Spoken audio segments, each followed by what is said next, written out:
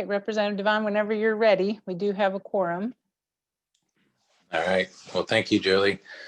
Thank you for, I know we're trying to, your technologies are not your fault today. So we want to thank Julie for all that she's done, and especially this year, not just running the commission, but dealing with the COVID and all the Zoom meetings, and everybody's a lot more IT technically savvy, I think, today than we were a year ago. So I never even heard the word Zoom, a year ago. But so with that being the last commission meeting of this year of 2020, I'm sure everybody's excited to move on to next year, which is understandable. I want to thank everybody that has helped the commission over this past year, and I know especially Julie. And I know we're going to lose a few moving on and to different avenues and different career paths and so forth. But I know our superintendent of schools, Jennifer McCormick, I want to thank her and her staff for all that she's done this past year. I know Melanie Wright also was a co-chair of the oversight committee, and I wanted to thank her. And Julie, who else am I missing that you can think of? So we have a couple of task force co-chairs as well who are rotating off. They'll still stay involved as task force members, but Melena Gant has served as co-chair for 4 years of the Educational Outcomes Committee. So she'll be rolling off. And then Don Travis, after, let's see, 7 years on the Juvenile Justice and Cross-System Youth Task Force, will be rolling out of that chair role and into just a task force member. So they've put in a ton of work over those years, really leading those task forces. Well, we still have a lot of work to do, so don't get too comfortable, right? Enjoy the holidays that are coming up, but don't get comfortable. Let's kind of regroup and refocus on continue to do kids in our state a whole lot better than what they have to deal with sometimes. So with that, we'll move on. So if I can have a consent on the agenda items of a motion, do we need to unmute our voting officers? Yeah, if somebody could move to approve the consent agenda, if everybody agrees, and then we need a second and a vote. To approve the consent agenda. Second. All in favor, say aye. Aye. Aye. Oppose? All right, motion carries. And then task force and committee appointments. Julie, do you have that? That was included in the consent agenda, so I think you just passed both of those items, Right. unless anybody has any questions or discussion. Hearing none. All right, we'll move forward. We'll move on to the strategic priorities in mental health of substance abuse, and if David Berman with the Mental Health of America of Indiana has a presentation.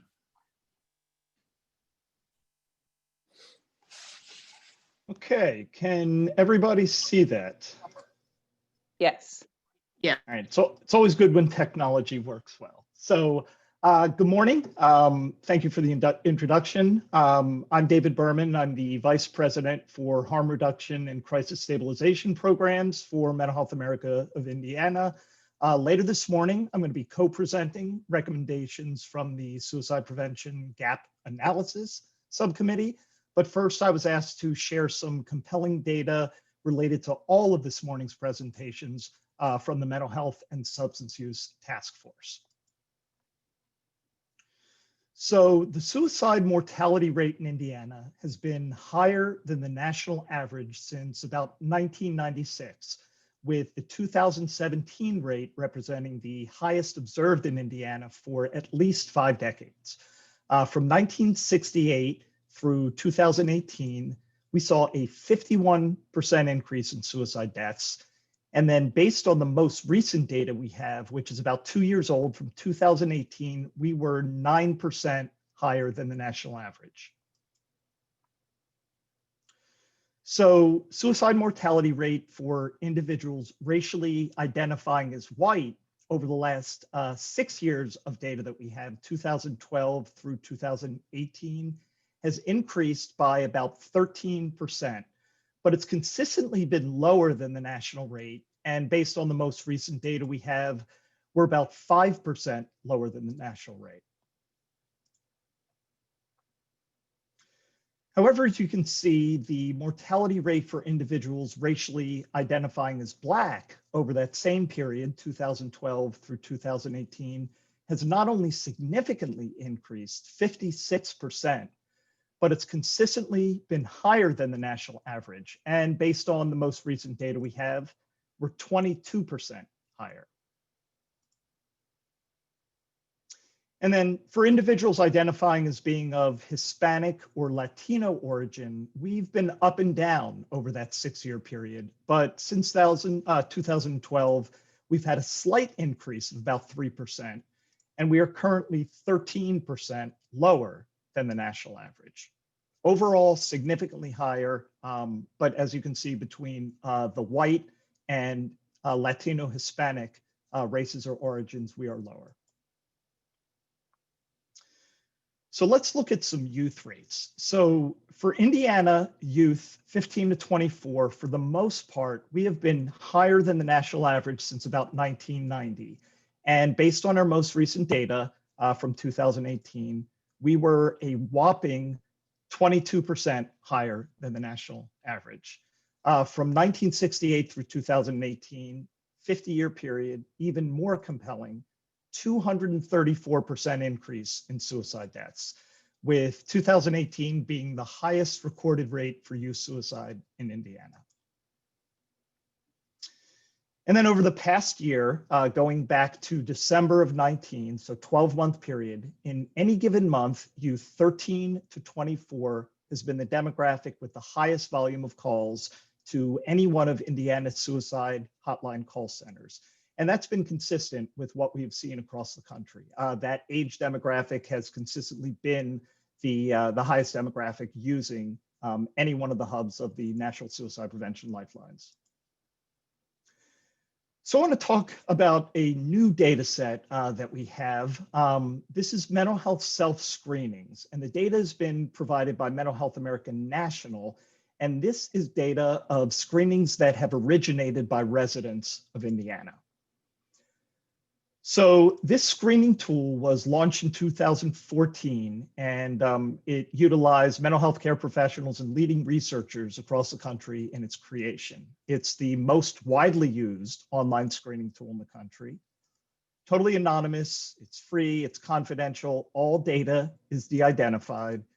And once an individual takes the screening, they get a series of next steps, including additional information, worksheets, tools, apps related to mental health, access to peers, and then referrals to care and services.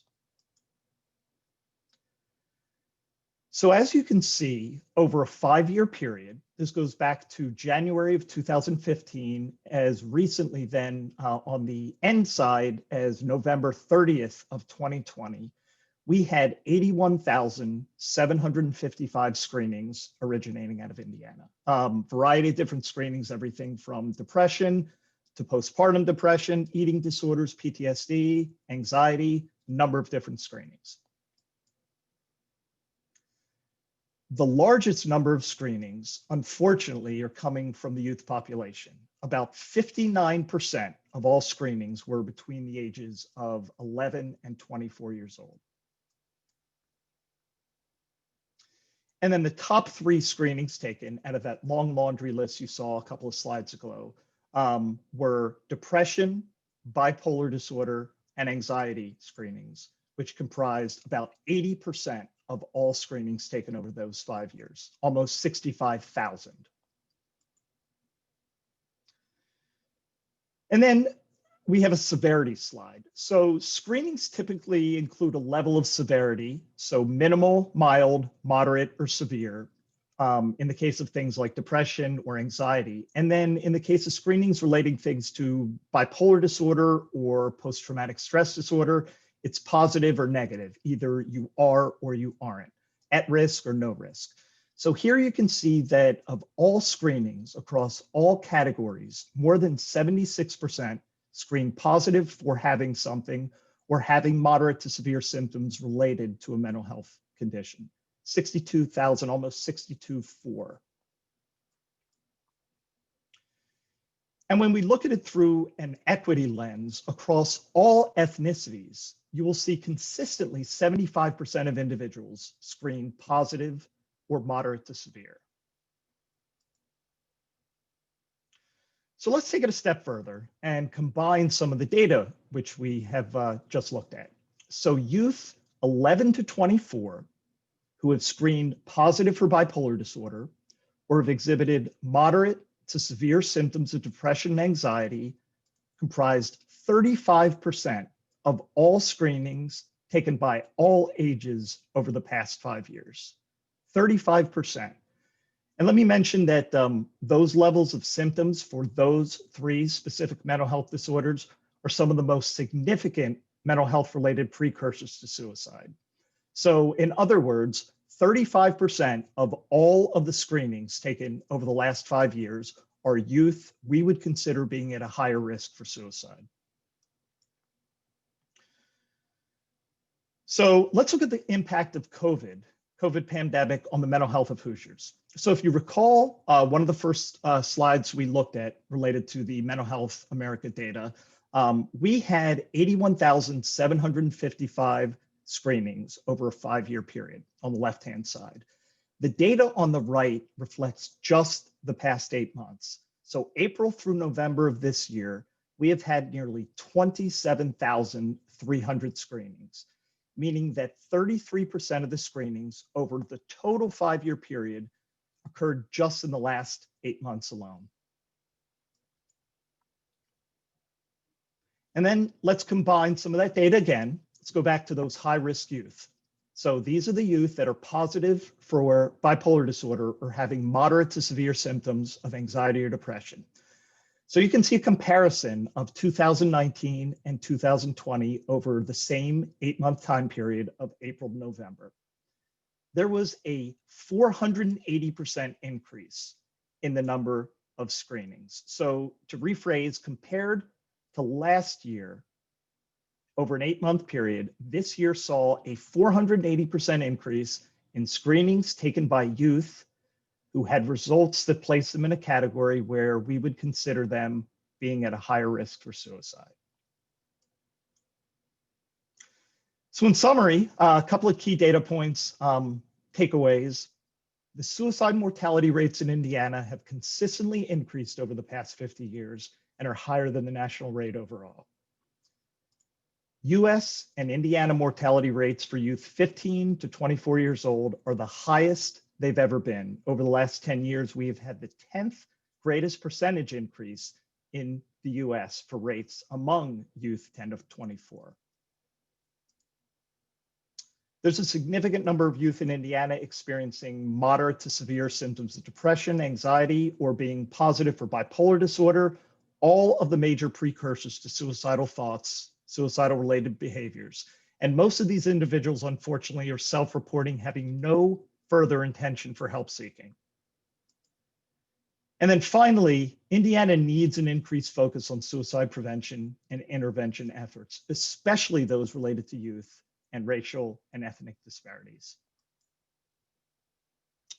Any questions?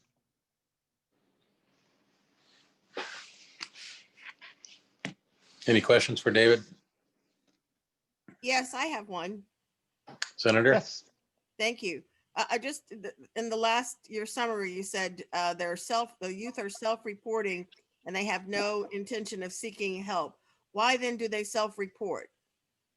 So it is a question that Mental Health America National has on their screening, what the next steps may be. Tell a trusted adult, do nothing, seek access to additional care. And those are just the numbers that have been reported. And that's what Mental Health America National, in conversations with them, has seen across the board, that an individual experiences symptoms, they're doing some sort of initial help-seeking behavior where they are going online to identify what those symptoms might mean, but then they really have no plans on doing anything further, which is a major problem in and of itself.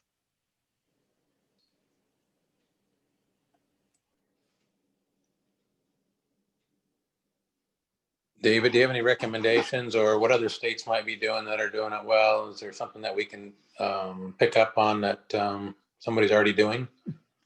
I think all the rest of the presentations you're going to see today are going to probably give you those exact answers. So I don't want to speak for any of the other subcommittees. I'm going to be doing the same thing with the gap analysis subcommittee. So I don't want to jump the gun on that.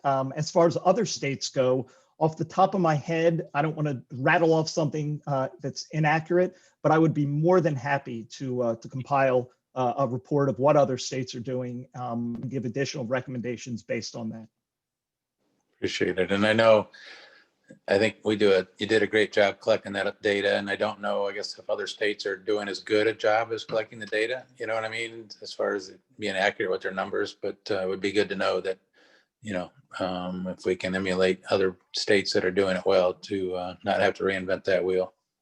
All of the data used came primarily from the CDC, their Wonder database. So it is nationally accessible data. And then I am certain that I could get other states' data related to the self-screenings from Mental Health America. Being an affiliate has its benefits. So I would be happy to pull some of that data for you. Well, I appreciate it if it's not too inconvenient. And I have one last question about the data. Sure. So you said the most updated data came in from the year 2018. Correct. Did that come from the CDC's youth behavior inventory? And is that the last year we've done it in Indiana? No, it did not. And ironically, we are going to be presenting on that in a couple of minutes, the YRBSS and our recommendations related to that. Right. It did not come from that. Okay. Representative Devon, I have a quick question. Yes. David, do you have a sense of why Indiana's numbers are going up among certain youth, or just even if it's anecdotal? I think it'd be interesting to know what it's attributing to those increases. There's fact, and then there's David Berman opinion on some of that. I think that we, as a state, have a wide gap in services that are available, individuals that are in need of services, and mental health care providers, specifically for youth. We have a community mental health center system that has a waiting period. We have a scholastic system in Indiana that does not have enough counselors embedded within the schools. Personally, another, again, David Berman thought is that seasonal affective disorder and grayness is a very real thing and exacerbates pre-existing mental health conditions. And we are one of the grayest states in the country. And so, again, this is just a David Berman thought. When you take that and you look at the number of individuals, specifically youth, that have a mental health disorder or symptoms related to it, it just exacerbates it that much further. And there's a number of additional factual pieces of information, again, that I would be happy to compile a report through individuals at DMHA and other folks that are doing suicide prevention work here in the state. Thank you. All right. Any other questions? I just want to say, I think one child is too many to lose to suicide, but anything we can do to better ourselves is great. All right. Hearing no other questions, we'll move on. Thank you, David. You're welcome. Stephanie Lyons with the IU of Social Work has a presentation on mental health and workforce findings and recommendations. Stephanie, do you want to share your screen? Oh, good. You got it. Good morning, everybody. I was just working on that. Thank you, Julie. So good morning. My name is Stephanie Lyons, and I'm presenting on behalf of the Workforce Subcommittee of the Mental Health and Substance Abuse Task Force. And I'd like to share with you our requests for amendments to the LAC and LCAC requirements that are in Indiana code. So to just give you an overview, I'm going to share some background information, data that supports the amendments, the university and professionals in the field's experiences, as well as our recommendations. So to start with the background, there is a shortage of qualified licensed addiction counselors in the state of Indiana, and we feel that there are unnecessary barriers in the Indiana code that restrict applicants from applying to receive their license, and that there's also a barrier for supervisors to take on the role. We have also found that there are inconsistencies between the Indiana code, the Indiana administrative code, and the LAC and the LCAC information instructions documents that are posted online for applicants to use.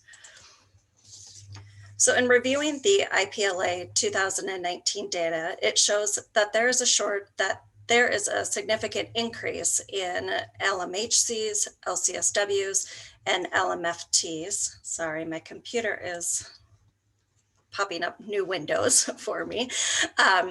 So there's a significant increase in LMHCs, LCSWs, and LMFTs in the state of Indiana during the opioid crisis. However, there was a very minimal increase to the number of LCACs, and also only 537 dual licensed LCACs and 59 LACs in the state of Indiana during the period of 2019. Hey, Stephanie, before you move on, would you mind just saying what each of those acronyms is? Oh, yes, I'm For the sorry. non-mental health folks, thank you. Yes, I apologize. We're so used to our acronyms. So the LMHC is the licensed mental health clinician. The LCSW is the licensed clinical social worker. And the LMFT is the licensed marriage and family therapist. And they're all licensed through the IPLA. So this chart shows that the growth in active licenses for each of the different professions, and it does indicate a response to the growing needs for mental health services within the state of Indiana. However, the minimal increase in the LCAC during the middle of that opioid crisis and few dual licensed clinicians indicate that there are barriers for individuals to obtain the LAC and the LCAC.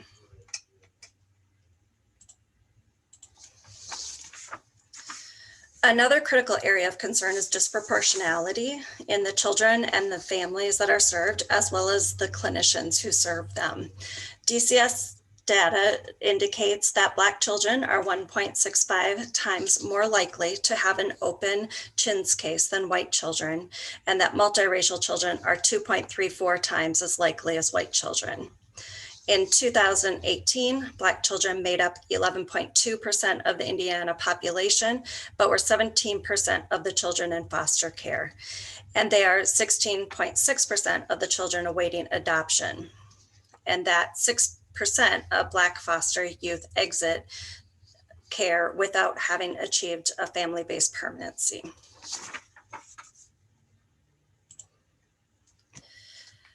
The cost to become a social worker is higher for Black students than it is for white students. Nearly half of the new social workers are first-generation college students, and the majority of MSWs serve high-need populations, where 35.1% serve substance abuse disorders and 34.4% report working with the child welfare system. These statistics indicate that racial and ethnic minority communities have less access to the funding required to meet their educational needs, which also has similar ramifications to their ability to meet the additional criteria of licensure as currently written. Also, this may indicate that the clinicians serving the Black and multiracial children are of differing races, which can also lead to disproportionality. So as a representative from Indiana University School of Social Work, we assist our graduates both at the BSW and master's level in their application to the LAC and the LCAC. We have students who or alumni, I should say, who have graduated from our program. And if during their time within their practicum experience did not have the foresight to determine that they wanted to work in an with an addictions population, they are unable to receive their LCAC because of the differing practicum requirements for our program than what is currently listed in statute for the LCAC. This may also be true for the licensed marriage and family therapist, as Indiana code states that they require 500 practicum hours to obtain their license. The LMHC is not impacted as it requires 700 practicum hours. It is unrealistic for our alumni to return to school in order to obtain additional practicum hours. And this also has a major impact on minority students, as it is a financial barrier and also then impacts greatly their ability to become licensed. The Community Health Network and Oak Lawn Psychiatric Center, as well as Department of Child Services, also provided evidence to reinforce the challenges that their staff have in obtaining the LCAC and LIC after graduation. An additional barrier that clinicians are hesitant to take on the role of supervisor for our students due to their workload requirements and the demands of the supervisor role. Current supervision hours require that there are 2.9 hours of supervision for every 20 hours within a practicum, or 5 hours if it's a full-time practicum at 40 hours a week. So our recommendation is to reduce this to 35 hours, which is the equivalent of 1 hour per week for a 20-hour practicum.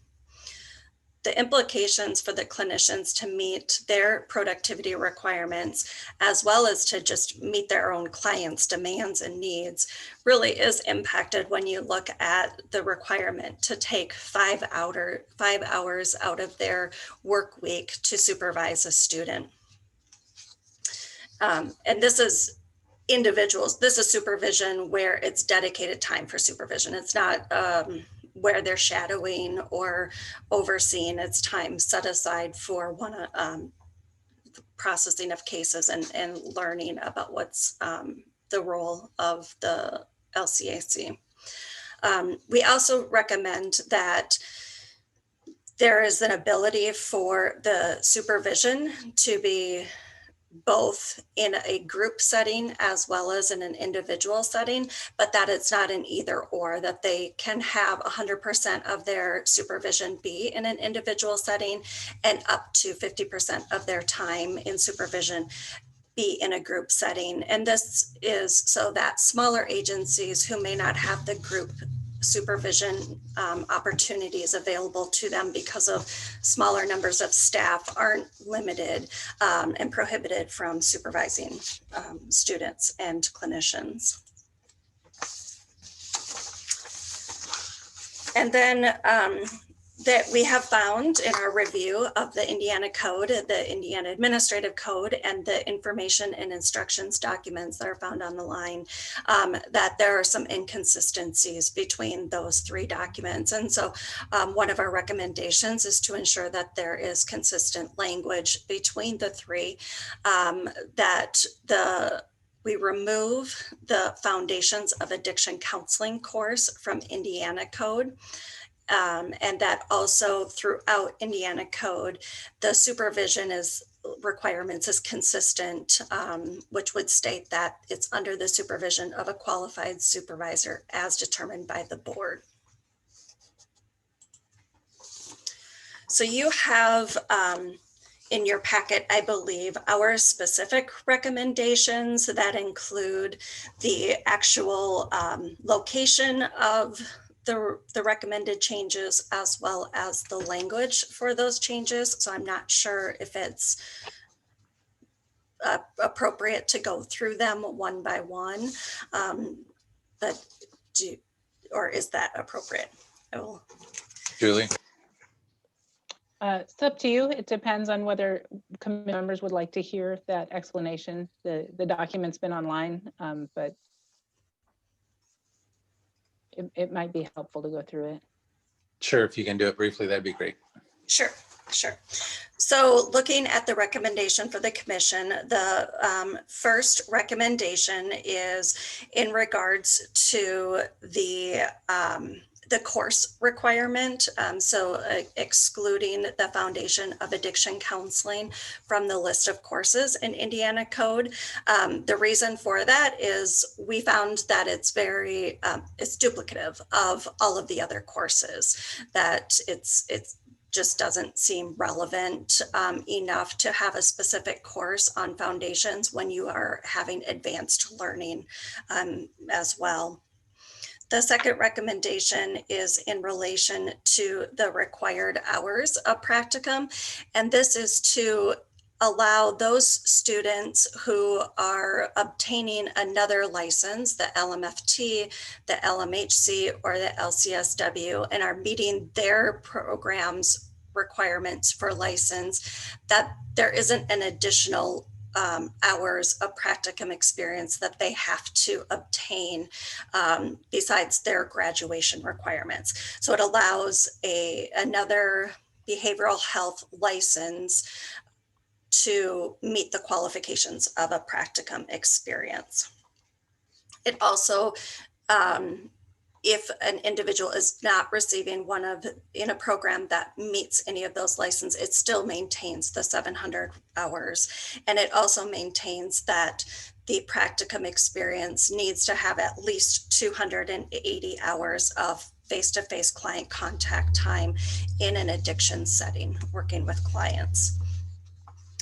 The third recommendation is repetitive. What I've talked about before is to ensure that the language that is defining supervision, who is a qualified supervisor, is consistent throughout all of the documents. The fourth is the reduction of supervision hours from 100 hours to 35.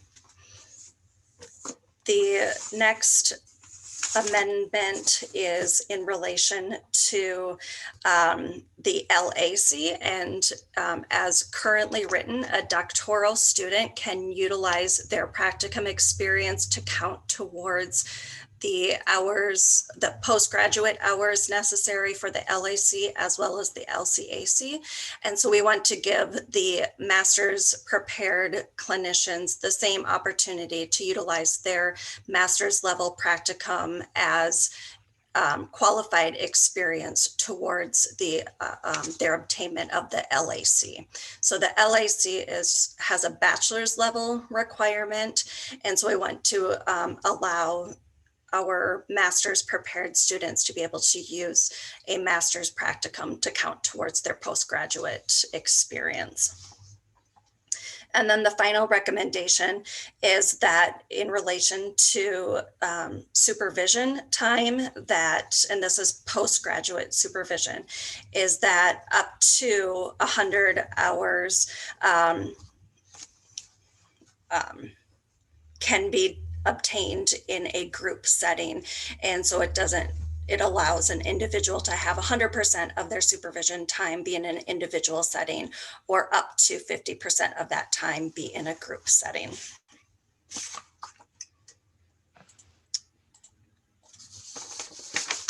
So with that said, our recommendations are for the Indiana Code to be amended to reflect the changes that were just presented, and that the Indiana Administrative Code, as well as the LAC and LCAC information instructions documents be updated so there's consistency within all three of those. We believe that these amendments or provisions will remove barriers of qualifying for an LAC and or an LCAC license, which will increase the number of providers within the state of Indiana, and that there will also be an increased number of LACs and LCACs to meet the needs of children and families, and it will assist in removing financial barriers for racial and ethnic minority communities as well. Any questions, comments? Hi, this is Jay Chaudhary. I had a quick question. First, yeah, I thank you for taking this on. It's a very complicated, it takes a lot of time. I appreciate you doing this. And I just wanted to sort of frame this in the way we think about a lot of different things at DMHA, which is how do you draw the line between best practice on one hand and kind of possible practice on the other, right? Those are the two things. It seems to me this is definitely an appropriate nod in the direction of possible practice. And so my question for you is, what impact, if any, will this have on the idea of best practice? Does that make sense? Like there's always a trade-off, right? That one of my favorite things to say is there's no solutions, only trade-offs. And on the balance, this seems like a good trade-off, but what is the trade-off in your opinion? That is a good question. And it's, so I know I'm a little bit biased because I'm a social worker and I'm coming from Indiana University School of Social Work. So I look at it as the requirements for the LCAC have a higher requirement than the LCSW standards. And so I don't quite understand that that discrepancy between the two. And so I am of the belief, and there's evidence out there, that social workers provide quality services. They make up the majority of the behavioral health workforce.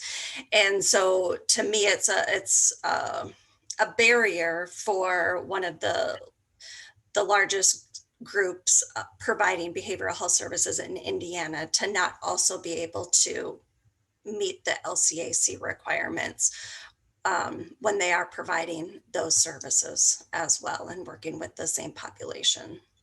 And so there's just the inconsistencies between the different licensing requirements, because it's the same for LMFTs as well as the LMHCs. There is a discrepancy between the number of hours that is required for practicum experience and the number of hours that's required for supervision. So it's trying to keep that all aligned. So one professional license meets the standards of the LCAC in order for them to be dual licensed. So basically, there's little to no trade-off in terms of quality, but there is a significant benefit in terms of reducing barriers. Yeah, that's my belief. And I'm speaking on behalf of our workforce committee as well, that we're not minimizing any of the requirements or lowering any of the requirements below what is the equivalent for the other licensed behavioral health professionals. Thank you. Mm-hmm. All right, Stephanie, thank you. Jennifer, do we need any action right now? Julie? You're still muted. Yes, sorry. Yes, finding my unmute button. Yeah, so they're actually asking for approval of those recommendations. Obviously, they're legislative recommendations, but they're not currently in a bill. So that would sort of be a further step. But I think what they're asking for is for the commission to approve the substance of what they're recommending. And that would kind of give them a commission endorsement to go forward and see if they can get those changes made legislatively, if not this year, maybe next year, just depending on timing and availability. So they're requesting that the commission approve the recommendations. And again, Stephanie mentioned it earlier, the actual recommendation form with the details is on the commission website and it's linked from your agenda. So you have the text there. All right, do we need committee members to unmute to make a motion? So moved. Second. We have a motion and a second. All in favor? Aye. Against? Aye. All right, motion carries. Stephanie, thank you very much. Very informative. Thank you very much. I appreciate it. Yep.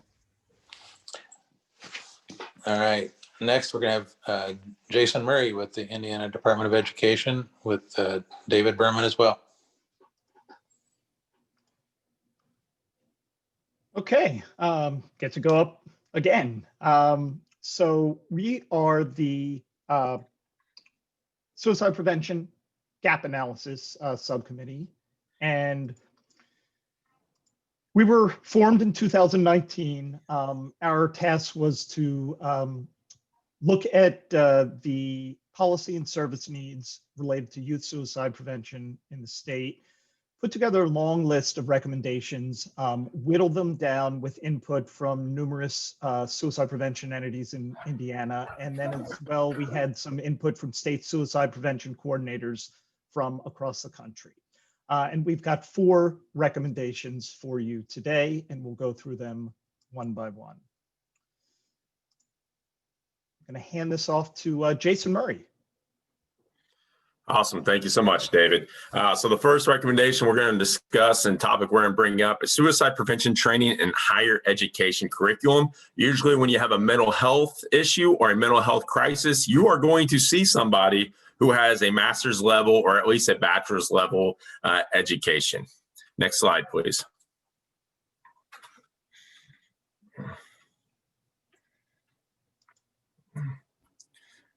So the American Association of Suicidology Task Force created a report looking over 250 plus universities across the nation that included historically Black colleges, Ivy League universities, private universities, and state-run colleges. And looking at that, what they ultimately identified is 1, essential skills. Assessment of suicidality is an essential clinical skill. However, we're woefully lacking in that.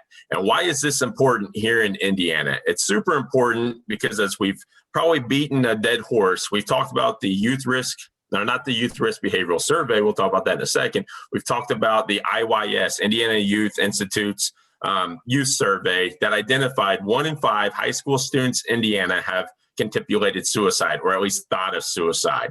And 1 in 9 high school students in Indiana have made a suicide plan. And then when we start looking at the Kids Count data book that they published, 1 in 10 high school students in Indiana have attempted suicide. Next slide, please.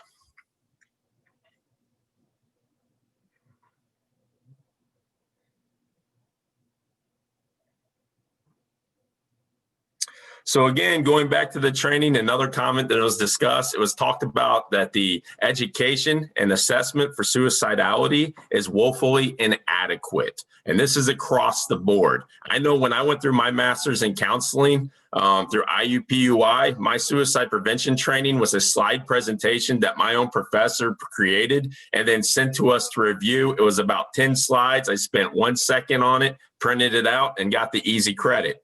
And that kind of training and education, that needs to stop. Next slide, David. So less than half of accredited psychology grad school programs offer didactic training in preventing suicide. And this just isn't Jason Murray making this up or talking about it. This is coming from the American Association of Suicidology. When that's a national organization, reaches out, has a lot of spam. Our current director of suicide prevention with DMHA was a former member of the American Association of Suicidology. So when it comes to suicide prevention across the nation, AAS is who everybody looks at. Next one. Only 40% of social workers report having received instruction on suicide prevention in their graduate school program. And that makes me think, yes, I did not go through the social work program. I went through a few social work classes, but going through a school counseling program and focusing on mental health, if my suicide prevention training was just a PowerPoint presentation created by my professor, how many other students across the country received the same thing? Time was precious. At 19, 20 years old, I didn't see that as, that wasn't my issue, wasn't a problem I needed to see. Again, 3 clicks forward, printed out my certificate, I was done. And then, you know, off to being an adult. It's scary, absolutely scary. So our recommendation is to legislatively mandate training on screening for suicide risk and implementation of appropriate intervention practices in all pre-professional schooling programs, including social work, education, and all healthcare professions. Next slide, please.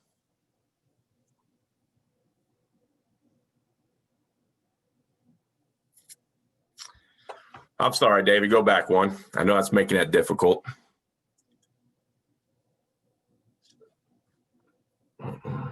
It's taking a minute to load. All right, so what does that necessarily mean? There's some organizations here to the right that I want to just mention.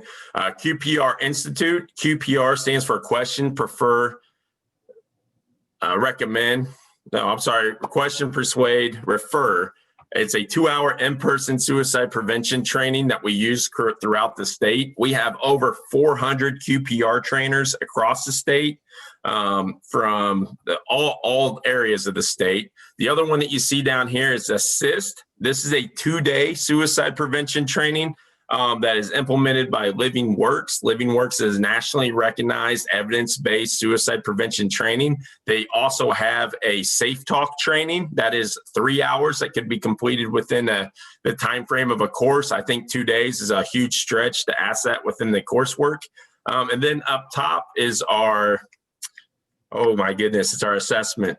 Our Columbia severity rating, Columbia suicide severity rating scale. Sorry.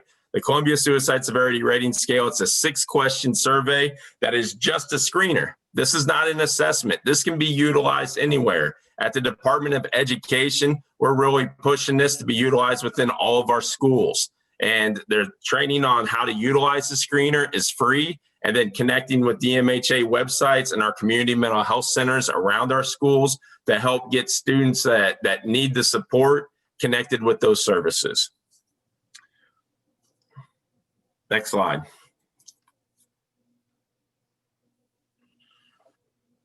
Hey, if I could just Yep. pop in here for a minute, Representative Devon, they're going to have 4 recommendations that they're presenting. So you just saw the first one. So I don't know if you want to take action on each one as they go along, or if you want to have them present all 4 and then take action at the end.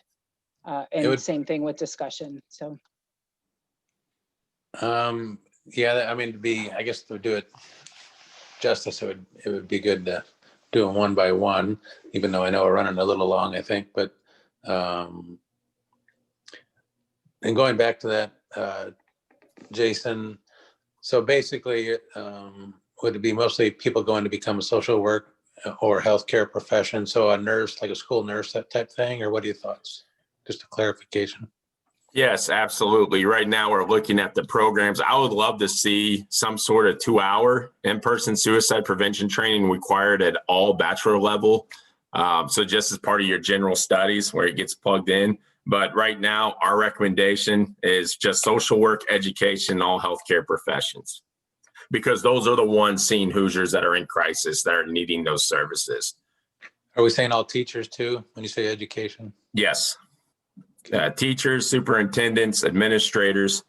If you're getting it through the School of Education, you need to have suicide prevention training. Have we had any discussion with the credit hours needed? Would this be added to, or just instead of, you know what I mean? I think the way we're looking at that is we're hoping that it would just be instead of, and then we would be really talking about utilizing QPR Institute. That's a 2-hour in-person suicide prevention training. We have done this on the university once. Me and David had done the training. This would just be a 2-hour session that would take up 1 class period or 2 class periods. Okay, any other thoughts from commission members? I know last year we had House Bill 1283 that dealt with trauma training that we put on, for all students going to school to become a teacher. Had to have a semester of trauma training so they can recognize when a child's dealing with issues like that. So I don't know if some of that would be in place of, you know what I mean? If it would also take care of some of that. And it might be something that we talk to like a Purdue or Ball State or IU type school. Yeah, absolutely. I think it would fit right into that curriculum. Any other comments from committee members? Commission members, sorry. Can I have a motion, and if I can get everybody on mute, voting members?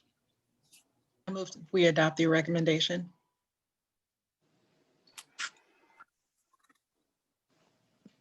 Do we have a second? I second it. Any other comments, concerns? All in favor? Aye. Aye. Opposed? Motion carries. All right. Jason, you're on a roll. Keep it rolling. Thank you. Next one, David. You should have it in front of you. All right, my computer, my beautiful state computer, and my Wi-Fi is going a little slower. Okay, here we go. Youth Risk Behavioral Surveillance System. I will refer to this as YRBS. This is my big hammer, and I really would like to get this through. If you are a parent live streaming this session, please, this is the one you want to pay attention to, because this is where we are really lacking in the state. The YRBS is an anonymous school-based survey that collects de-identified, keywords, de-identified data from 6 categories of health-related behaviors that contribute to leading causes of death and disability among youth and adults. We are able to get ideation data when it comes to suicide prevention, but we are not able to get attempt data. The YRBS would cure that for us as a state. Next. So where are we in regards to the rest of the country? If you're looking at this map, hopefully you're seeing dark blue, light blue, and some shades of white. I want to focus on that dark blue area. There's 45 states that currently right now at the CDC, their 2019 YRBS is current. There are 4 states that don't participate in the YRBS at all. And then there's us, Indiana, sticking out like a sore thumb, light blue. The latest data we have in the state of Indiana comes from 2015. I would like to let you know that the CDC offers something in the sum of probably $250+ million in federal grants. And we as a state, Indiana, we compete with all of those other dark blue states. And the YRBS is a CDC survey. And my father always told me, you dance with the one you brought. And when you apply for a CDC grant, you absolutely need to have the YRBS data in your application, because being a part of that application process, we have had almost every coalition for suicide prevention, every state agency on board, private entities, universities, all a part of our applications, and we have not received a single one in the last couple of years. And the big part of that, when I look at those who were selected, were states that were current with their YRBS. Again, Indiana's been consistently denied. We need to stop being denied, because these are those funds to assist us in building out our community mental health centers. These are our funds to assist us in bringing school-based mental health services. These are our funds to bring in crisis response services to get at the problem as soon as it starts, instead of just waiting until we can get somebody in 3 weeks later and then they're in a manic state. They're no longer wanting to go to their appointment. And what ends up happening is usually law enforcement gets involved, and we need to stop having law enforcement to be our first response mental health providers. Participation ensures that the state receives annual suicide-related survey data that complements the Indiana Youth Survey, as the IYS does not ask questions regarding suicide attempts. I had jumped ahead of my presentation, my apologies, but I think it's very important that we understand that we need to know what that attempt data. And then I also want to highlight, very importantly, the 2018 Indiana School Safety Recommendation identified that we need to require schools to participate in the CDC Youth Risk Behavioral Survey, or what I call the YRBS. Next slide, please, David.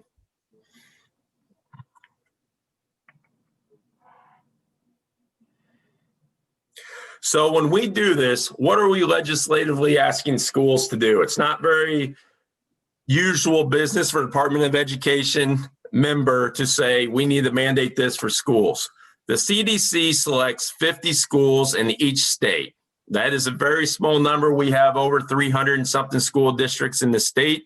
They select 50 schools, and 60% of those 50 schools, if my math is correct, that's 30 of the 50 schools have to complete the YRBS in order for it to be counted within the CDC as being an official, true, complete YRBS data set.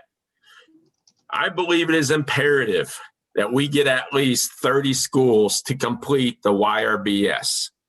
And if you've sat through David's presentation regarding what it looks like mental health right now, I was your previous suicide prevention coordinator for the state of Indiana, and I had the pleasure of addressing this group on youth suicide and what we need to do about it back in August of 2019. And I can tell you, coming on board the Department of Education, one of my jobs is to make phone calls to schools about students who have died. And I average 3 phone calls a week. Wow. And of the majority of those phone calls, I believe could have been avoided if we focused on the things that matter most. If we look at the mental health services that we're able to provide and have the backbone to show that support, that backbone being the YRBS, we would be able to be more competitive against other states in our country and secure these much needed federal dollars.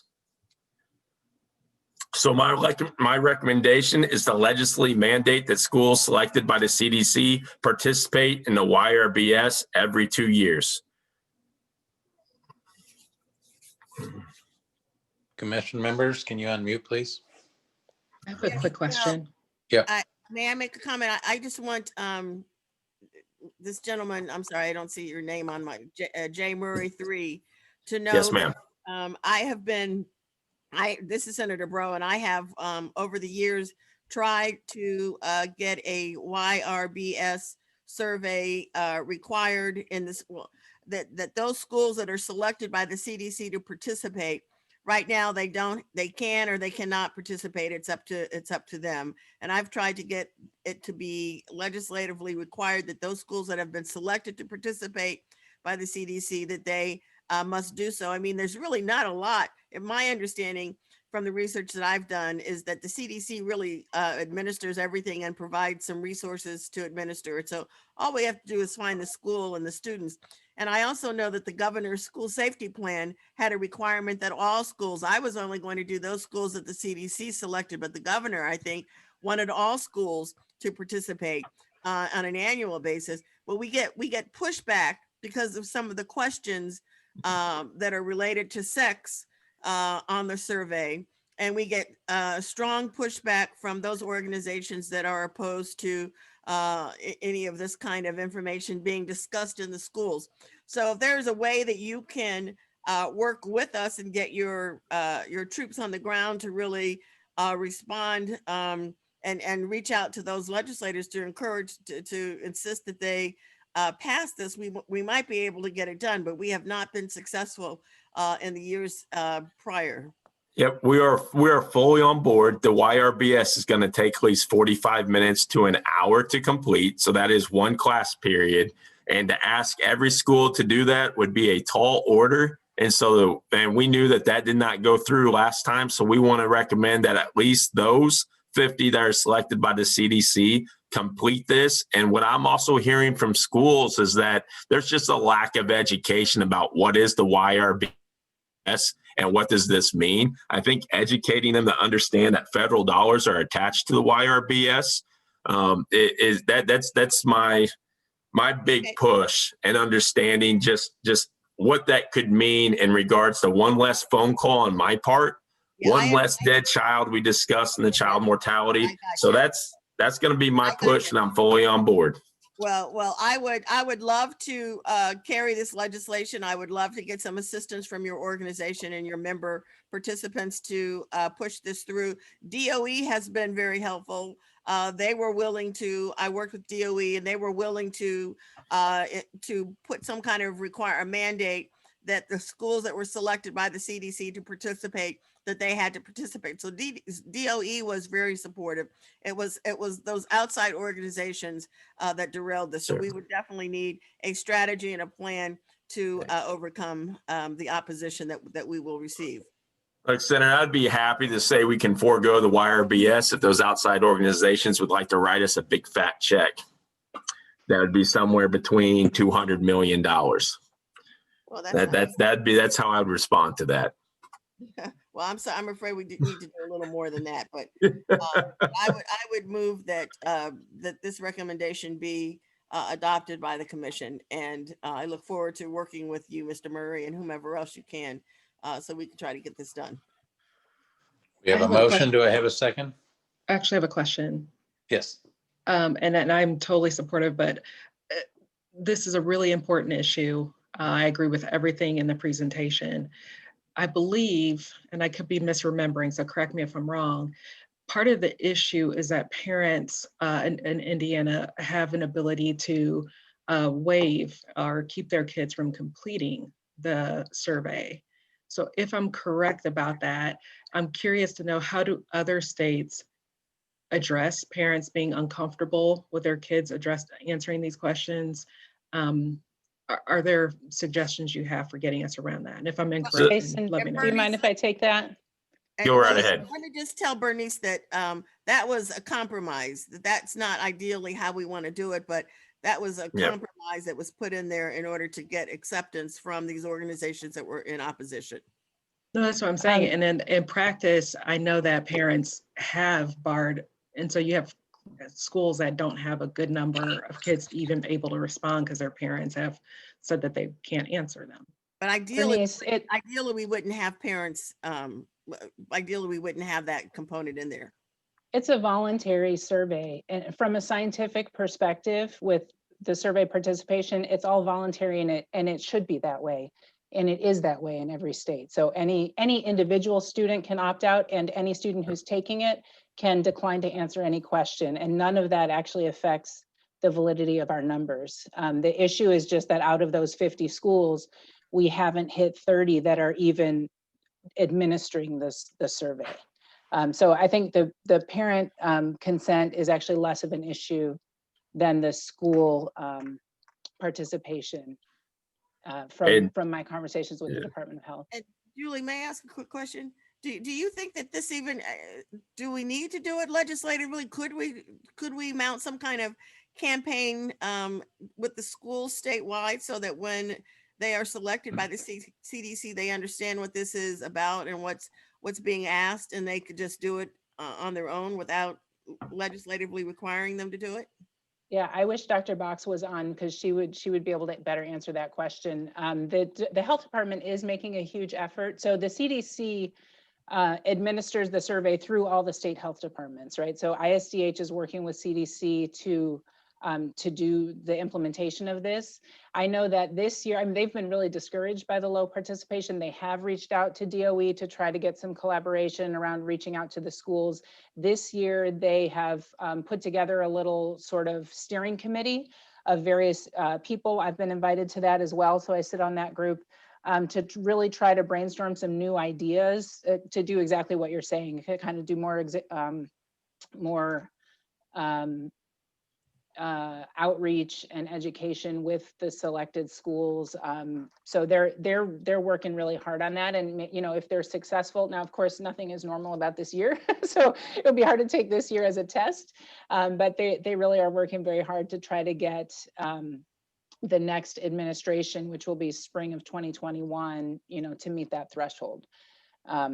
So that's what I can tell. I mean, I can't tell you if it does or doesn't need to be legislated. There certainly has been some partnership and some outreach, and ISDH, and with some help from DOE staff, I think is really working on improving that. And Cirilla has a comment as well. Thank you, Julie. We have been working, DMHA has been working with the Indiana Department of Health as well, because we administer the Indiana Youth Survey, which focuses on substance use among ages 7 through 12. And what we had realized, because the schools were overwhelmed with receiving the survey, 2 surveys every year, it was difficult for them to decide which one to use and not be overwhelmed. So we agreed to do it every other year, so just that we can engage participation. And that's been really challenging for this year due to COVID and the school schedule. So we're hoping with that and talking and engaging and working with Department of Education, we can get that done. So that is part of the reason for the every other year schedule, is not to overwhelm schools with too many surveys. Thank you. All right, we have a motion. Do I have a second? Second? All in favor? Aye. Opposed? Aye. I guess it could be everybody saying aye, and we don't know if it's a member or not, right? So the virtual world, but the motion passes. All right, Jason, thank you very much. And next, third, you got 3, 4. Yep, David.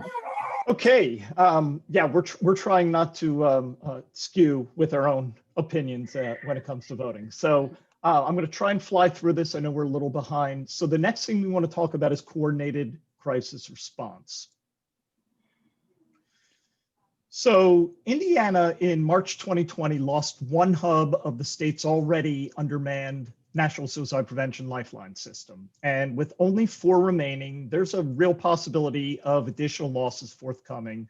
But we have an expectation that there will be an increase in callers once the transition to 988 occurs.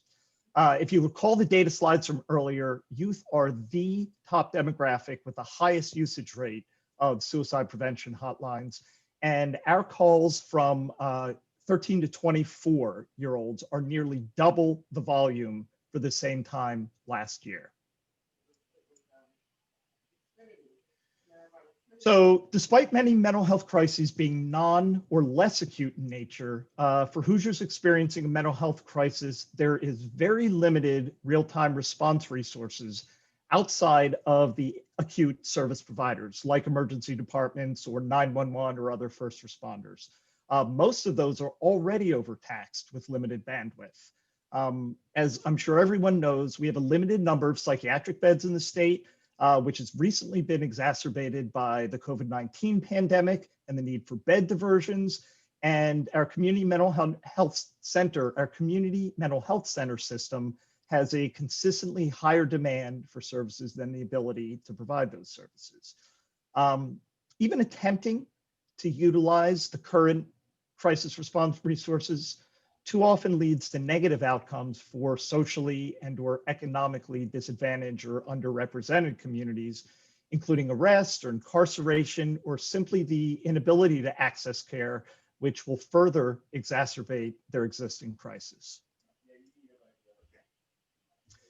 And then doing coordinated response has a potential for significant cost savings. In 2016, Phoenix, Arizona revised their crisis response model, and they engaged 22,000 individuals, transferred them directly to a crisis facility or coordinated with mobile crisis. And you're going to hear more about mobile crisis after we finish our presentation. They did not visit a hospital ED, or there was no additional interaction with the criminal justice system.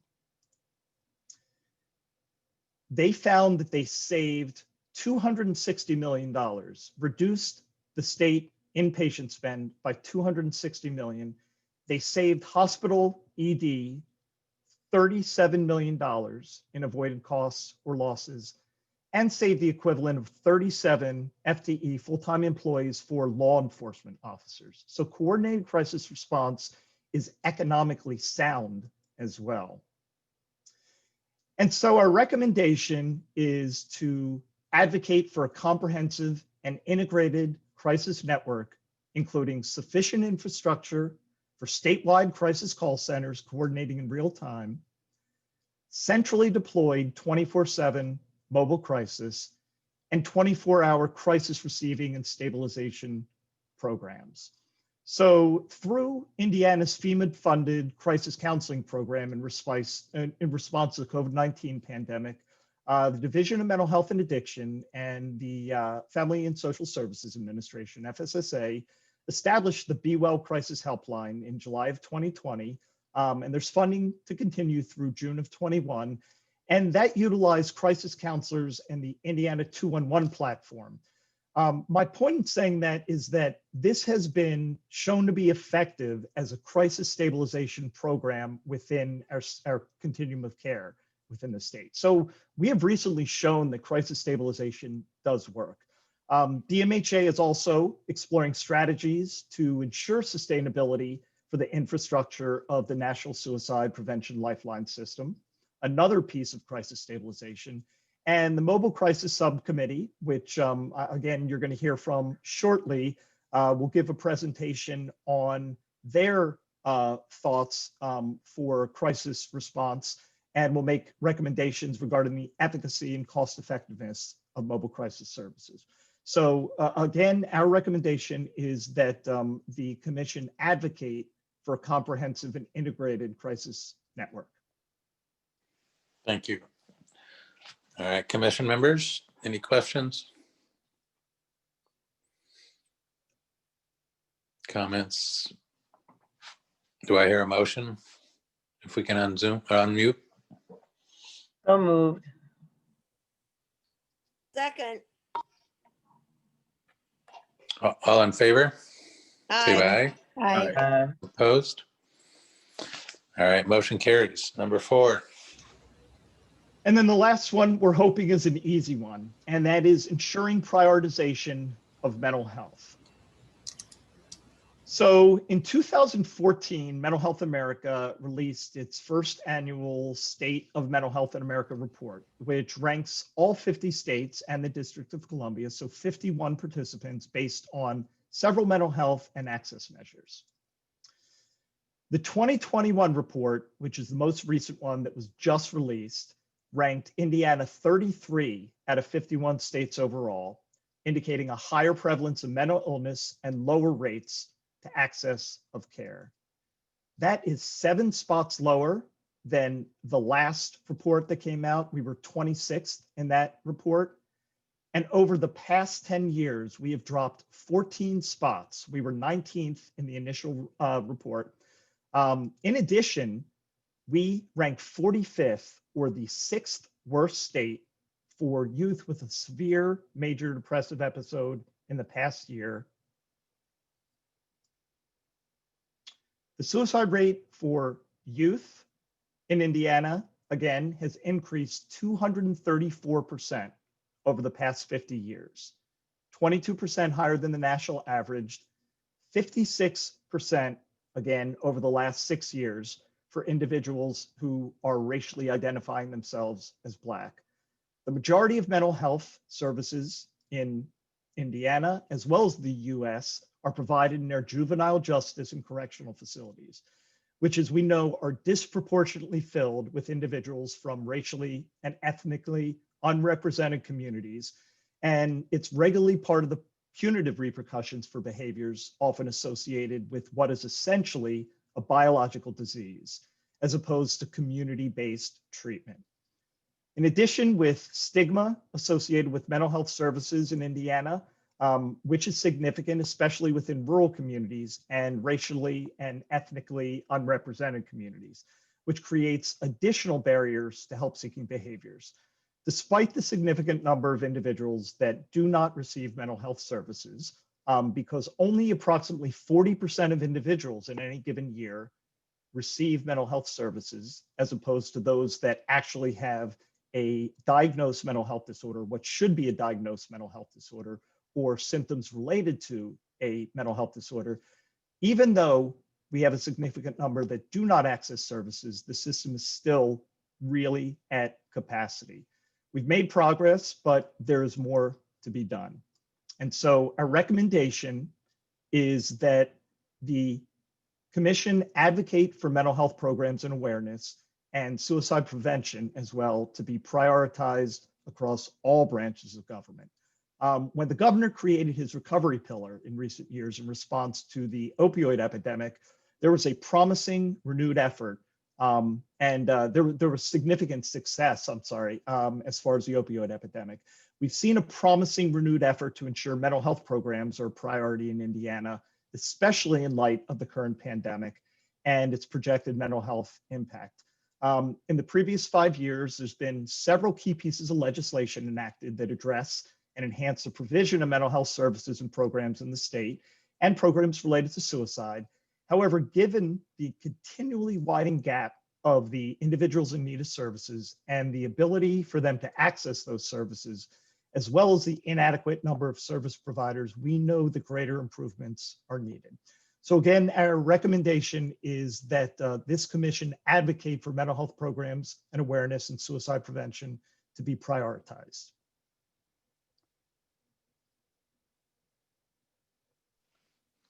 All right, thank you.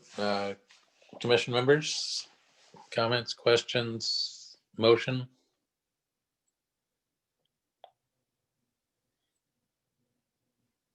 Hearing no comments, can I have a motion?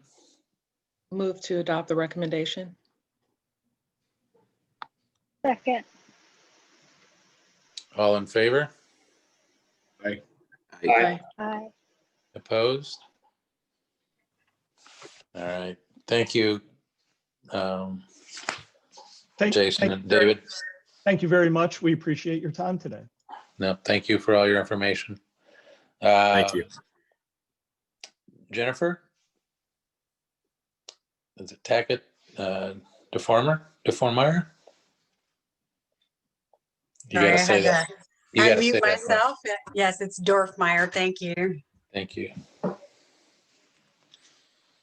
Okay, so Jason and David are a hard act to follow, but I will try to be brief because we have presented this mobile response to this committee before. So I will just give a brief update on what we've been doing over the past year and then request some recommendations.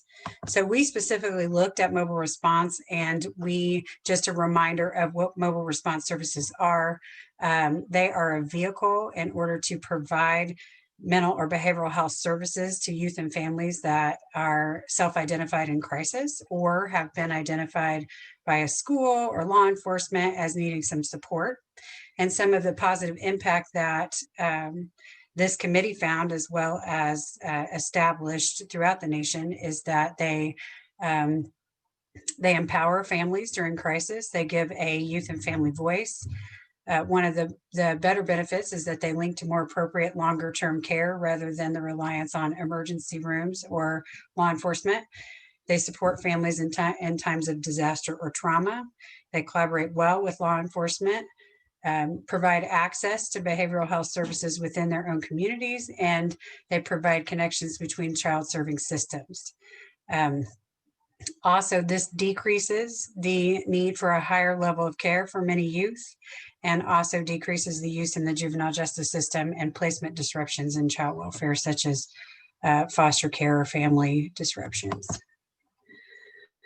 This is just a visualization of that it kind of flips the triangle between the higher intensity services or out of home care, and it flips it into lower intensity services first. So it provides access to programs that may help youth and families maintain intact rather than be out of their home, either in emergency room, inpatient setting, or in foster care, residential care, things like that.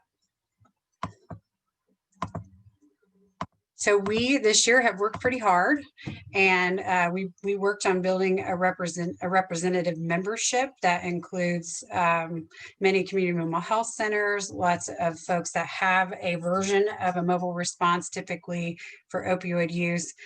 We have schools, we have parents, we have just a great group of people working together with this. We reviewed Indiana mobile response programs, a lot of presentations, just thinking about how that may look on a larger scale and also what their strengths and barriers were. We have examined lots and lots of data through Medicaid from the years 2014 to 2018, and gives us a preliminary overview of what the youth are presenting in the ED, emergency department. And we also developed and distributed a statewide survey that provided interest in a mobile response, collaborative mobile response through the state. So the key findings for the Medicaid data was that the number of youth that went to the emergency department because of mental health crisis was about 10%. And it was around 12.7 annually for Medicaid. And youth utilized inpatient services was 25% of that 10%. So not all were connected afterwards. It's the story that tells. And an annual Medicaid total amount for inpatients was 11.8. So we had just under 25,000 youth that went to the emergency department because of mental health crisis, and they averaged 3.6 times per year and about 1.5 days per visit. And 18% of that, around just under 5,000, utilized inpatient services following the emergency departments for an average of 20 days. If that gives you an idea of costly services that those youth utilize. And those are just youth that we know of. Those are the people that showed up, not some of those that we heard earlier on those screens that are also experiencing suicidal thoughts and behavior. We also looked at emergency room visits for mental health crisis by race. So as you see that white youth are significantly overrepresented, where Hispanic, Black, and Asian were significantly underrepresented. And we looked at top zip codes. Howard and Cass had the highest count, representing 46% and 57% of their mental health crisis. So then through the survey, we had a really great response. And we just really appreciate community participation in this. We had about 1,200 responses regarding interest for mobile response, and many of them were community members, but we did have some family that participated. Oops. This was the breakdown of who responded to the survey. So we had a nice representation. And what the caregivers felt like they needed most was support to know when to seek services. So when their youth were having a behavioral health crisis, when do they call? Access. So when they do call, can they receive services they need quickly? And in-home help if a hospitalization may be needed. So according to our community, I think that mirrored the same, that the community felt like families needed more access to support they can easily reach, so it doesn't take a laborious effort to receive services for mobile or for mental health services, and access to resources quickly. Just a little bit more about whether or not they felt like they had services now, and it appears that the majority of people felt that they could use more support and awareness around mental health services, and that they would use mental health services or mobile response services if available. And providers responded that they would refer to a program like this, and that they believe that most families would benefit from a mobile response. So our recommendations is that we would request that OMPP conduct a deeper dive into the data and cost and care utilization for Indiana children who experience crisis and have intensive needs. This would include all insurers, Medicaid, Medicare, and commercial.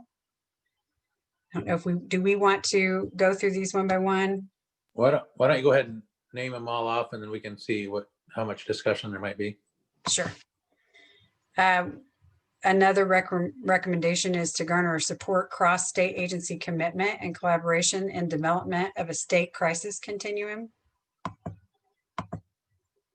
Engage one of the managed care entities to pilot mobile response and stabilization for their members. Partner with local organizations to plan implementation, including addressing unique needs for people of color and immigrant populations. And finally, have the Indiana team to engage in technical support from the National Association of State Mental Health Programs and Directors. Currently, now there are many states, that are adopting a collaborative mobile response system, and including those listed on this slide. So that is it. All right, commission members, do we want to take them one by one, or do we want to take them as a whole? Does anybody have any questions? And I want to say that was a great report, Jennifer. Thank you. I support taking them all as a whole. I would Agree. I would agree. All right, so with that, we have 5 recommendations, and do I hear a motion? Move to accept the recommendations as presented. Second. All right, we have a motion, a second. Any other discussion? Hearing none, all in favor, say aye. Aye. Aye. Opposed? All right, motion passes. Thank you, Jennifer. Next, we'd have, we're running looks like about a half hour behind, but Calvin Robertson with the Indiana Minority Health Coalition and Marshawn Woolley.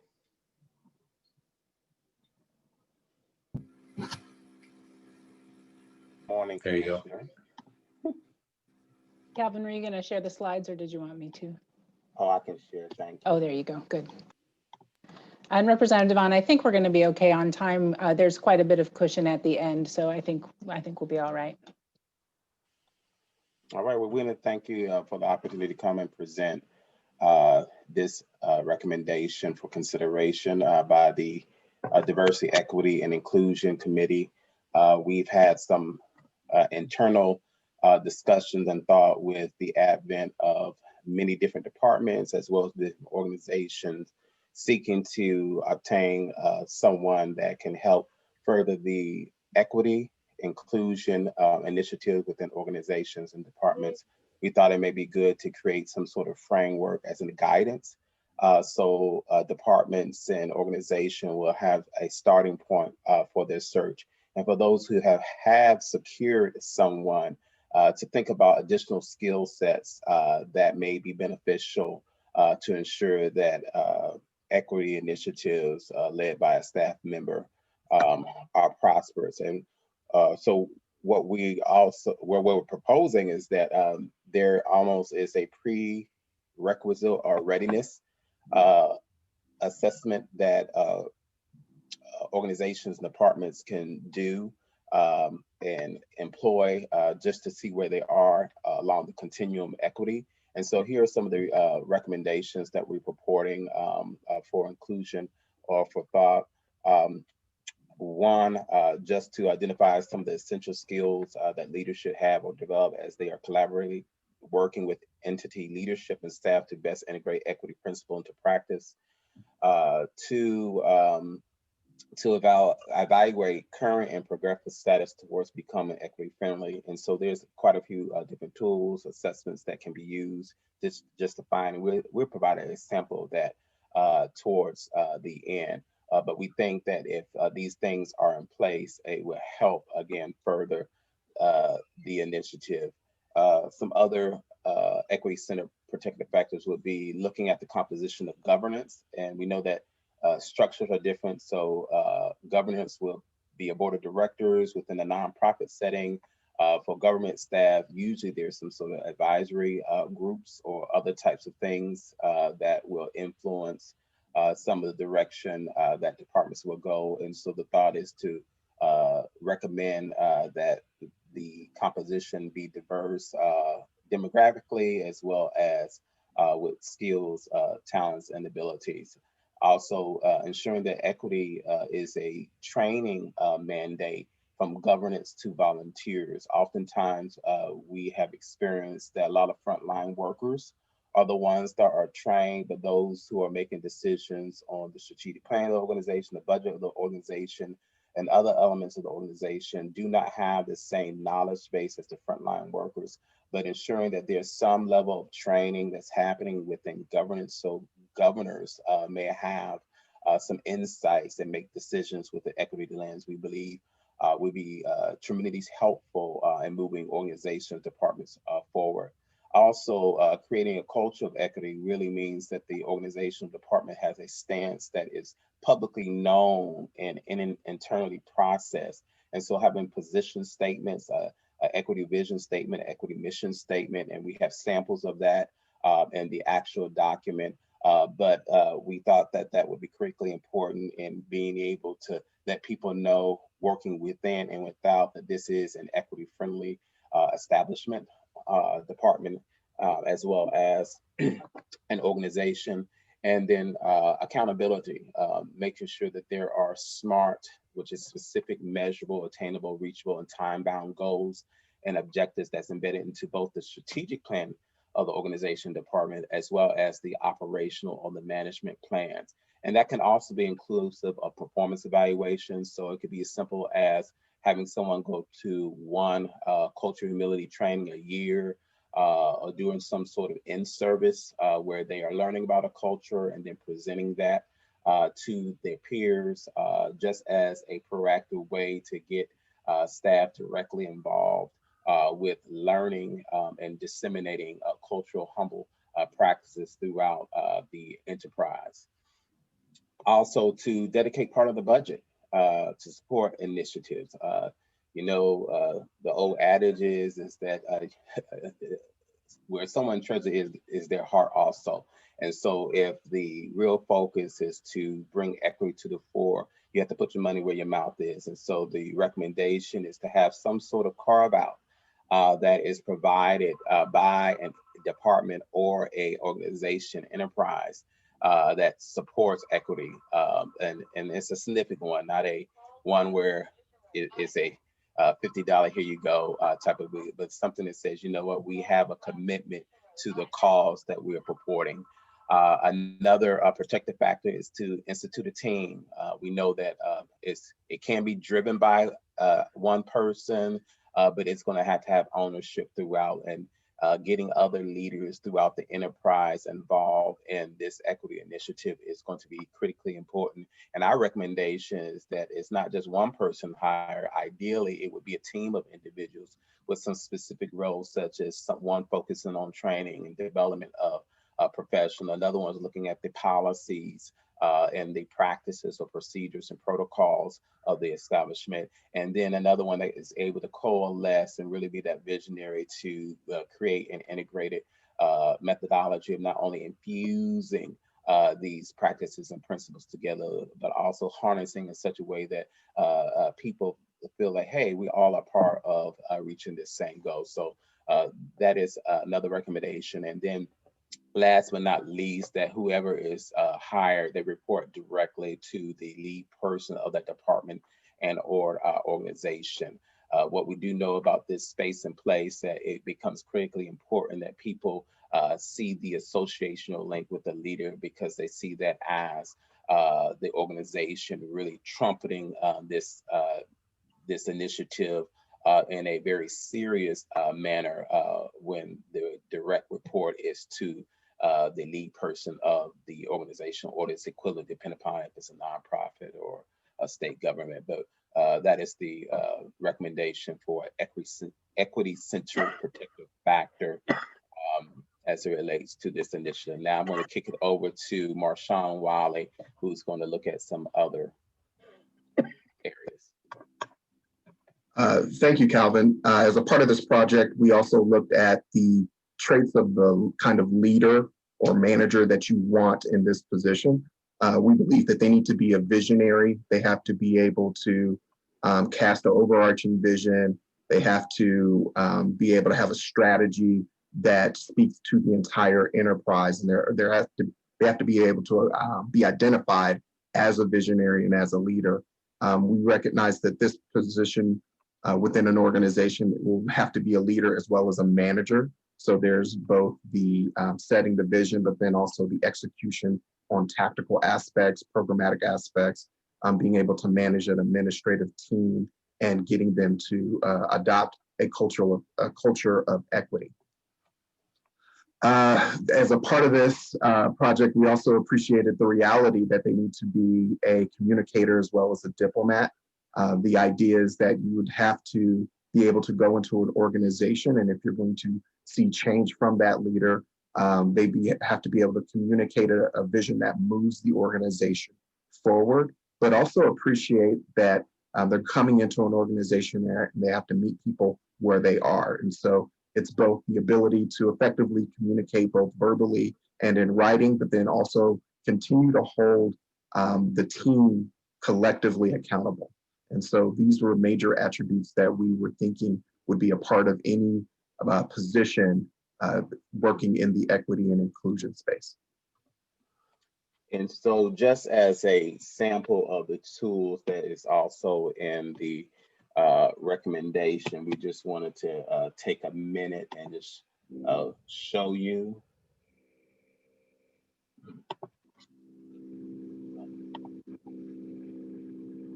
And so this is one of the Western States rubric that actually has organization on a continuum between all white club to an anti-racist organization. And it really breaks it down into the different facets of what happens within an organization or department, starting with this decision-making. And it gives you characteristic of what happens or occurs in the decision-making process. So, you know, all white club, you'll see that often white men are making the decisions and they're made in private ways where people can't see or really know. Whereas in the anti-racist is made up by a diverse group. People of color are significant leadership positions. And everyone in the organization understands how power is distributed and how decisions are made. So it's much more transparent. And this document, along with the other resources, highlights other things like the budget, money from, accountable to, looking at the infrastructure layout of things, the power and pay, location where services and programs and things of that nature are offered, who constitutes members. It also highlights the culture and just shifting the culture organizationally and the characteristic to look at the programs and how that is structured, how it's developed, how it's carried out. And so you'll be able to look at all these tools and resources at your leisure, but we did at least want to highlight one of the ones that are included, that are available, that addresses not only this, but also things like LGBTQ or think of religion and things of that nature. That's all included in the couple-page recommendation that you should also have. Of the Banana, Julie, is that something they already have in their emails? I know you had posted on the website. Yeah, the full resource packet and the recommendation form. Am I still with you? My computer did something funny. Yeah. The full recommendation and the resource packet are on the website and linked from the agenda as well. So everybody should have those available to review. And then we're going to pause on the question and answer because we have another tag team group that we're working with who's going to present, and then we're going to entertain questions and answers at that time. Thank you so much. And I'm going to turn it over, I think, to Latrice.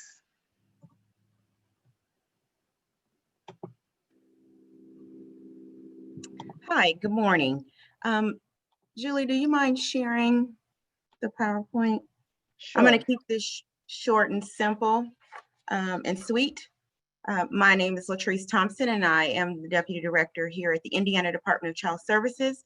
And I had an opportunity to work with the Curriculum Subcommittee for the Diversity, Equity, and Inclusion Committee. And we were really tasked with coming up with resources, training resources that could be utilized across agencies, as well as external stakeholders like our provider agencies. And the work group was comprised of various members from state and private agencies. We were able to start out with, next slide, we were able to start out with working collaboratively with another subcommittee, which was the Common Language Subcommittee of the Diversity and Equity Inclusion Committee.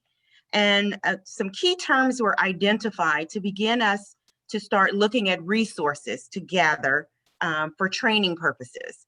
And those key terms really included implicit bias, cultural competency, equity and racial equity, disparity, disproportionality, inclusion. We also looked at resources as it relates to LGBTQ+ and disability. One of the things that we also we had took the opportunity to research those key terms And then we wanted to, as a subcommittee, really take a look at all the resources that we had gathered based on those key terms and developed a rubric. And this rubric, I believe, was included in a packet that Julie uploaded. And we wanted to take a look at, as we were scoring the resources that we gathered, really looking at appropriateness, effectiveness, clarity, and adaptability.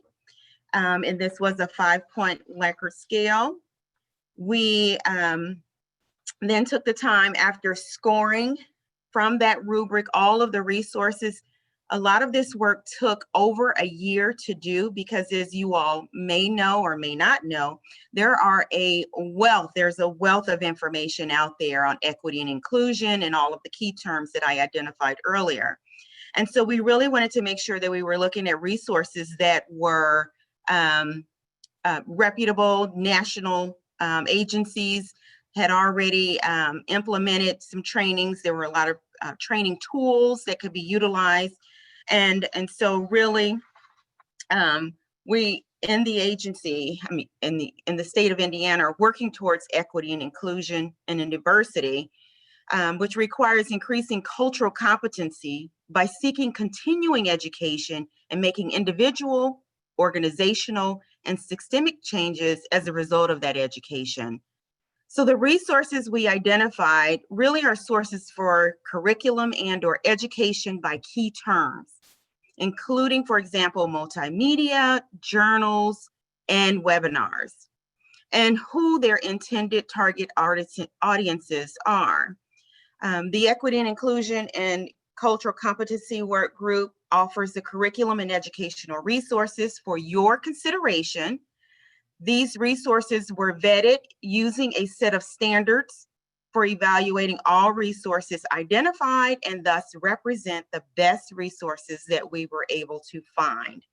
I also believe that you all were provided just a list of resources, which included target audiences, which are from various audiences, which include education, mental health, child welfare, juvenile justice.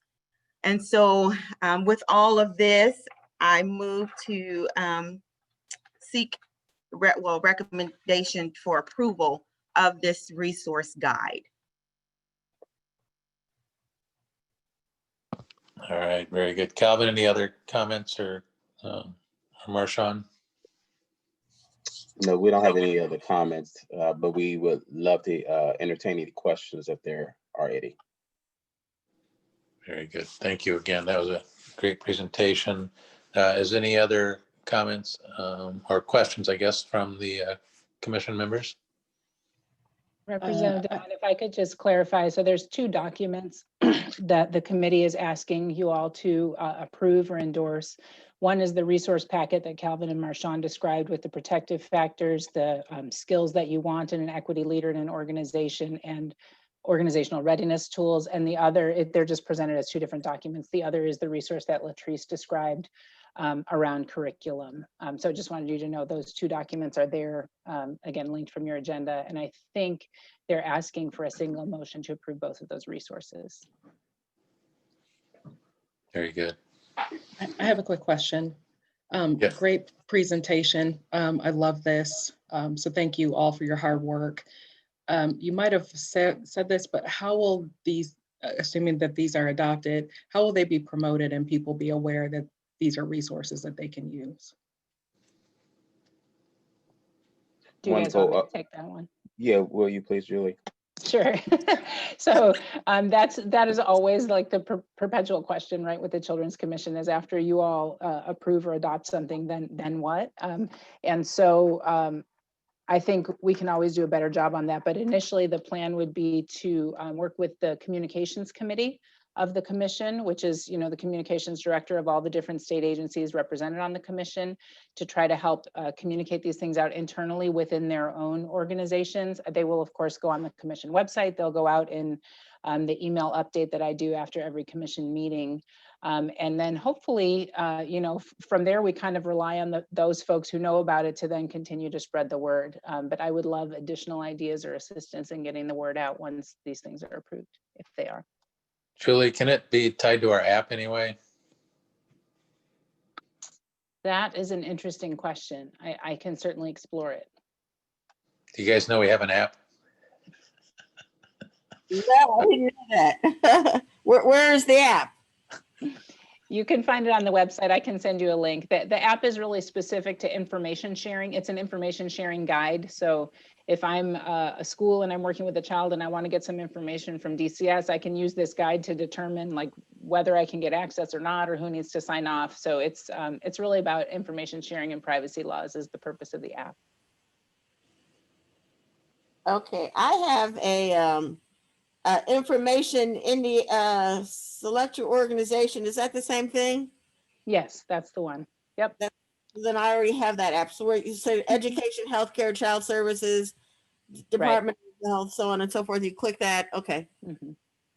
Yeah, I mean, it's kind of a specific resource. So it might not be a place where someone would naturally look for these type of resources, but we can certainly look at placing them there as well. I don't. I've never really known how to use this app, so that might be a session one day as well, as how to really get the benefit of it. I'm happy to sit down with you and go through it. Okay, thank you, Julie. Mm-hmm. I move the adoption of these two tools. Second. Any other discussion? All right, we have a motion and a second. All in favor, say aye. Aye. Aye. Opposed? Carries. All right, motion carries. Again, great presentation. Our next presenter would be Latrice. Nope, that you are just heard from Latrice. Oh, okay. Next presenter is me. All right. And I will be two minutes or less, I think. We're going to finish on time. I only had a couple of updates for you today. One is in your packet, you have the meeting dates for 2021. Next year, it is the executive branch's turn to chair the commission. And per statute, the meetings are at the call of the chair. So John Hammond will be our chair again next year. And he has approved these meeting dates. So these will put them on your calendar, please. I will send calendar appointments as we get closer to each date, but the meeting dates for 2021 are in your packet. And the other thing that is there on the website is a report based on the Youth Engagement Summit. So if you remember the last time we met together, 2 days after that commission meeting, we had the virtual Youth Engagement Summit. Many of you participated, thank you. We worked with Voices Corporation here in Indianapolis and a group of 16 youth from all over the state with various experiences with having interacted with DCS or the mental health system or the juvenile justice system. They presented a lot of kind of their own experiences and some policy proposals, had some great interaction with legislators as well as agency folks, again, many of you. So we got great feedback on that event. I think everybody really enjoyed it. And I want you all to know that the work continues, right? It was never intended to really just be a one-time event. So a couple of things that are still happening in follow-up. During the event, many people actually put into the chat, hey, we need youth on this committee, or we have an advisory group here, email me. And so we kind of collected all those opportunities and provided them to the youth so they could evaluate if they have the time and they're interested in joining some of these youth advisory committees that already exist out there. The other thing that's happening is, and I think I probably mentioned this last time, but this work was funded by a grant from the Forum for Youth Investment, which is a national group that supports children's cabinets all over the country. They were funded by Annie Casey Foundation and Seattle Foundation.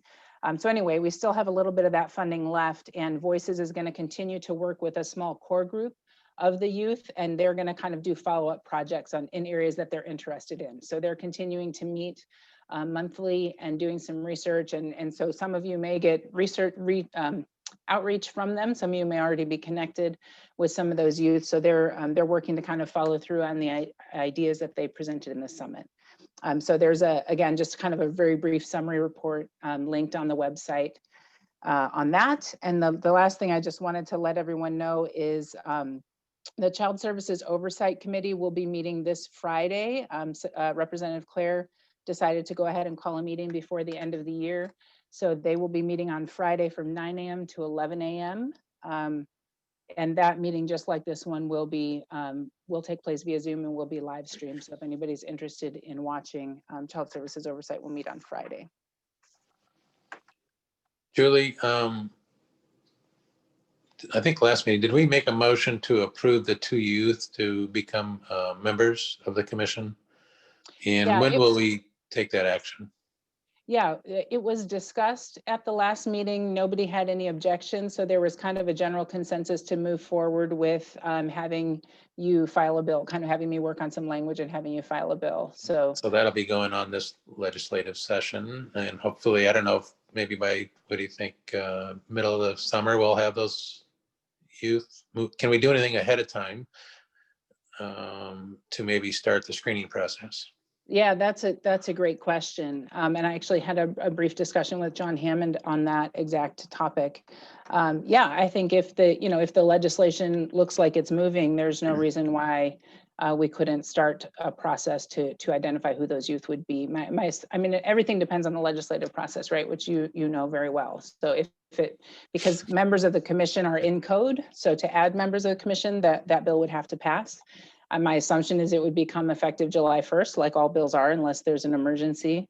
And so, but we can kind of see how it goes through the session. I'm happy to start putting together a process whenever you all would like me to try, an application form or whatever you think we need to identify who the youth would be. Julie, I guess I'm sorry. The Go youth ahead. summit to me was very important. It was very exciting. I kind of carried forward with some discussion with the presenter. Her name was Dea. Dea was 21 years old. I don't know if those went into that breakout room, but Dea is 21, but she's been in the foster care system since she's been 14. But her heart's cry, her enthusiasm, it just broke my heart. And so I reached out to her. We had another Zoom call. It was a couple of weeks ago, I think, wasn't it, Julie? And I'm going to try to meet with her at the State House with others to engage. And her cry was to stop the cycle. So she didn't want other kids to feel the pain that she had to go through or have the life. And so, and as you know, or some of you might know, a lot of my cry and plea is to how do we stop kids from having kids, right? So I do have a meeting with Dr. Box and our federal teen pregnancy agencies person. I think it's next week to try to discuss that if we can find ways to be a little more proactive and getting broken hearts from stop happening. So to stop, letting, and I don't know what it all is. I don't have the answers, but I just know we need to do something to focus on being a little bit more proactive. And we can always help kids, but my career goal is to put all of us out of business because we won't be a need for us because everybody's coming from a loving household. So with that.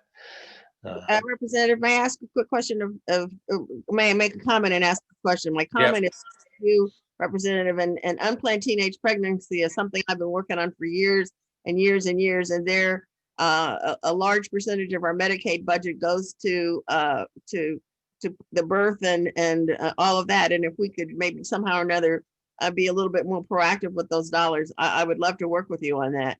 And secondly, to Julie, do you have someone carrying the legislation? Have you gotten the legislation drafted and filed that you want? Representative Devon has filed it. Okay, all right, good. Well, Representative Devon, I would love to work with you on trying to stem unplanned teenage pregnancy. And it's just as prevalent in rural communities as it is in urban centers. Is it? I agree. All right, Julie, any other comments? That's all I had. And I don't know if in the last few minutes here, you sort of led into it with the youth member bill, but we were hoping to have just a quick go around of what folks are looking at with the legislative session. I know the other issue that we're carrying on, and I know Director Stigdon, we talked about looking at putting a TCS hotline number in all the classrooms. And I don't know if you had any thoughts any more on that. Terry, anything? Any objections?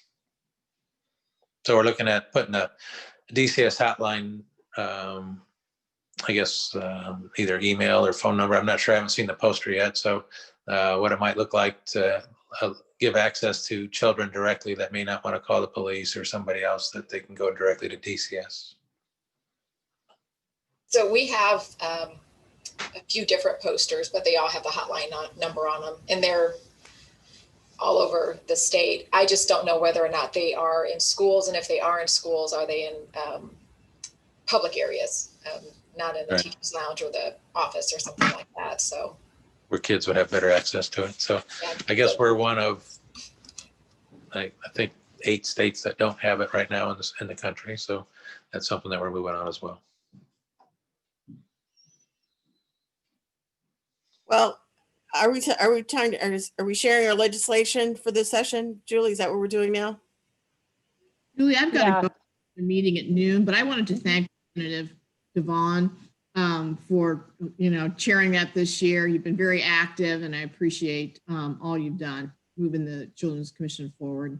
I've got to pop off for another 12 o'clock meeting. So happy holidays, everyone. Stay safe. I'd say Merry Christmas to everybody. Merry Christmas. Be well. Yeah, and I just wanted to quickly say that I was reached, some of the students from the Youth Voices reached out to me, and I'm trying to work with them now to get a bill that will focus on training, providing financial literacy, and that financial literacy should include not only the basics of how to open and manage an account, but also how to access state services like HIP and SNAP, and how to fill out a college application, a FAFSA college application. So trying to get that bill drafted. Anyone that's got any ideas or any suggestions on how to make that bill look, I'll be welcome to it. We're still trying to work out all the details. Is there an app for that? Not that I'm aware.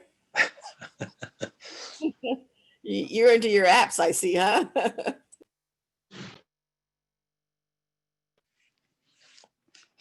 All right. Well, I know the legislation session is getting ready to start here January 4th, and I don't know if anybody knows what it's going to look like. So it's going to be a crazy year.